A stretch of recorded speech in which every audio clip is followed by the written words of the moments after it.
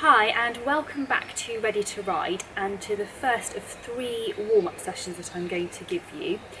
I strongly suggest that you do one of these 3 warm-up sessions before you do any of the other exercise programs that I'm going to put on this channel. It's generally really good practice because you want to improve your circulation, you want to have taken your joints and your soft tissues through a good range of movement before you start working. But also it's a good practice to try and be doing some form of warm-up before you ride, particularly if you're going to be schooling, jumping, competing, anything where you're going to be exerting yourself quite a lot.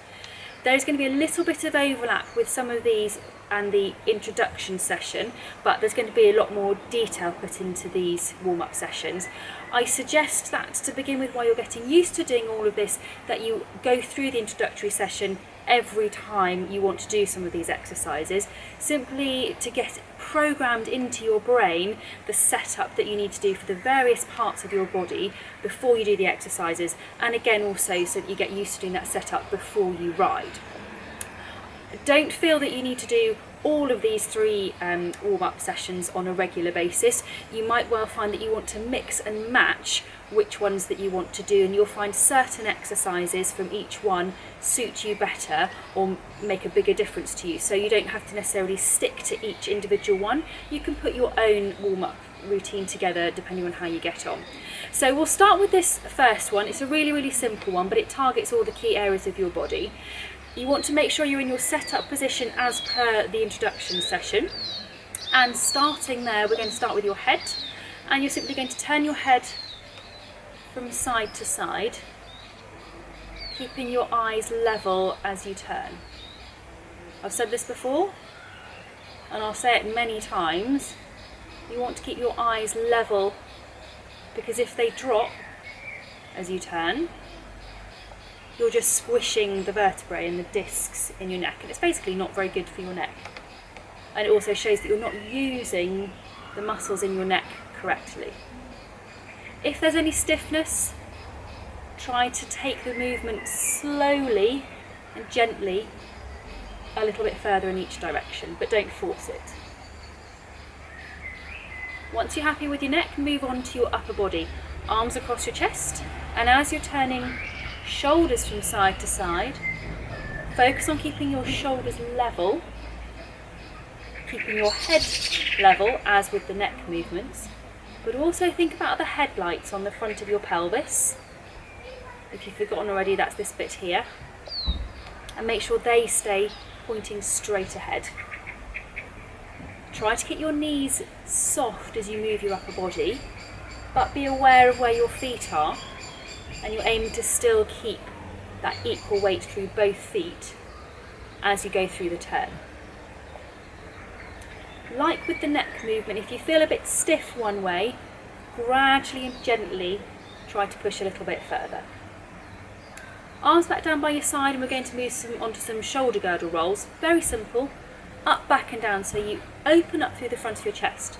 But this is also really good if anyone gets tense around the shoulders, which, let's face it, is most of us. And if you're riding at the end of the day and you've had a busy, stressful day or a long drive to get to the horses, this is a really important one to do, because tension around the shoulders transmits into tension down through the reins. It's also good to try and make sure you can work your shoulders independently. We want our hands and arms to be working independently down through the reins and into the contact. But it's also important to realise that when you are tense anywhere, it's very difficult to say relax and make yourself relax. Working muscles and then stopping is a much better way of gaining relaxation. We're now going to move on to a bit of a whole body workout now. We're going to do a walking exercise. Now you will think this is the most ridiculous exercise to do.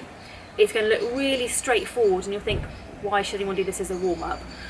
This is possibly one of the most complicated exercises that people find to do in terms of coordination.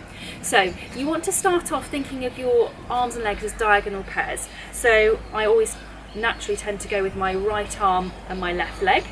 So I take my left heel off the floor, and basically I'm marching on the spot.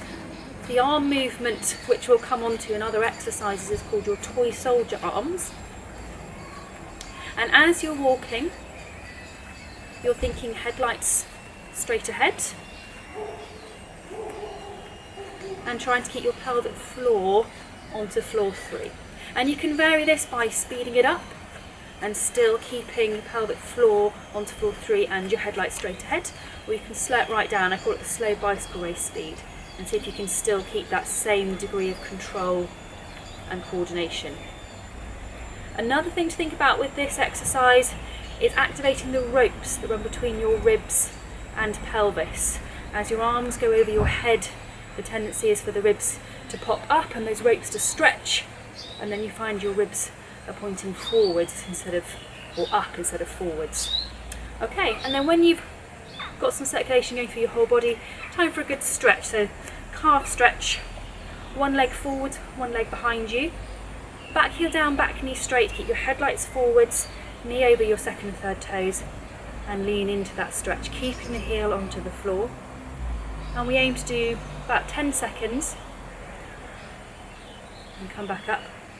I'm not very good at counting when I'm talking, I'm afraid, so you might find you need to modify your counting when you're watching this.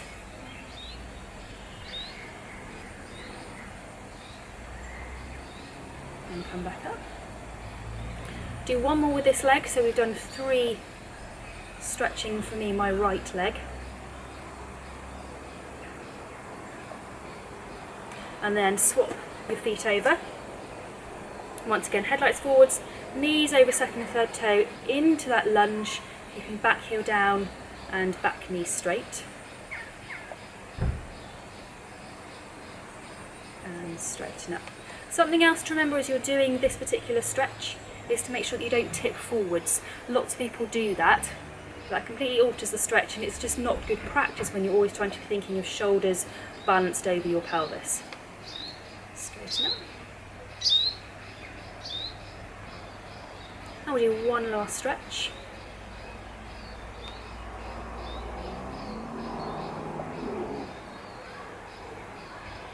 Lovely. And then you park up to finish with your feet back underneath you, and you are now ready to get going and start on some of the more specific core strengthening exercises. So I'll be back again in a little while with the second and third warm-up routines, and hope you find something useful from them. Thanks very much.